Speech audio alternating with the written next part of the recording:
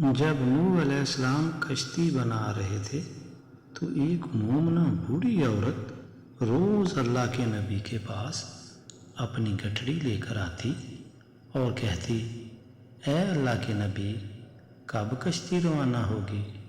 نوح علیہ السلام فرماتے، ابھی دیر ہے۔ وہ عورت شام تک بیٹھی رہتی اور پھر اٹھ کر چلی جاتی۔ ایک دن نوح علیہ السلام نے فرمایا کہ اے عورت، جب جانا ہوا تو تمہیں بتا دیا جائے گا۔ یہ عورت واپس چلی گئی اور انتظار کرنے لگی کہ کب نوح علیہ السلام بلائیں گے۔ اس دوران عذاب آ گیا اور کشتی روانہ ہو گئی، لیکن نوح علیہ السلام نے اس عورت کو نہ بلایا۔ ظاہری طور پر نوح علیہ السلام کو اس کو بلا دیا گیا۔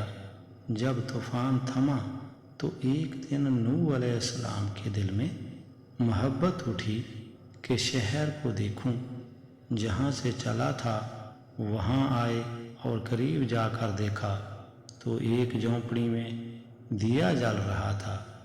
نوح علیہ السلام یہ دیکھ کر چونک گئے کہ روئے زمین پر کوئی ایسا گھر بھی ہے کہ اتنے عظیم طوفان کے بعد بھی جس میں چراغ جل رہا ہے۔ انہوں نے وہاں تکبیر بلند کی تو وہ عورت سامان لے کر آ گئی اور کہنے لگی، یا نبی اللہ، کیا کشتی تیار ہے؟ چلیں۔ نوح علیہ السلام نے حیرت سے اس کو دیکھا اور کہا، رکو بڑھیا، کیا تمہیں کچھ بھی پتہ نہیں چلا؟ وہ کہنے لگی، یا نبی اللہ، کیا نہیں پتہ چلا؟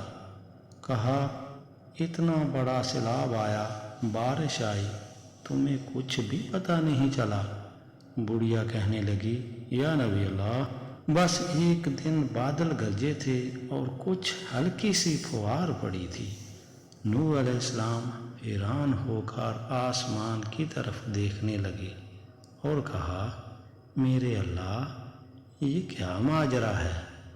اللہ تعالیٰ نے نوح علیہ السلام پر وحی بھیجی کہ اے میرے پیارے نبی، اس عورت کے دل میں چونکہ تمہاری محبت تھی اور تم نے اسے پابند کر دیا تھا، اور چونکہ تمہارا اس سے وعدہ بھی تھا کہ نجات کی کشتی میں اسے لے جاؤ گے، تب جب کہ تم نے اپنا وہ وعدہ پورا نہیں کیا، لیکن اے نوح علیہ السلام، میں تو تمہارے وعدے کا ذمہ دار تھا، اس لیے میں نے اس بڑھیا تک عذاب پہنچنے ہی نہیں دیا۔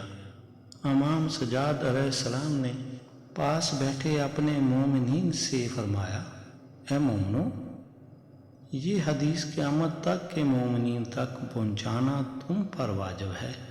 انہیں بتا دو کہ جس نے ہم سے محبت کی، قیامت کا عذاب ضرور آئے گا، لیکن جیسے اس بڑھیا کو پتہ نہیں چلا، ہمارے مومنوں کو بھی پتہ نہیں چلے گا کہ کب قیامت آئی اور کب چلی گئی۔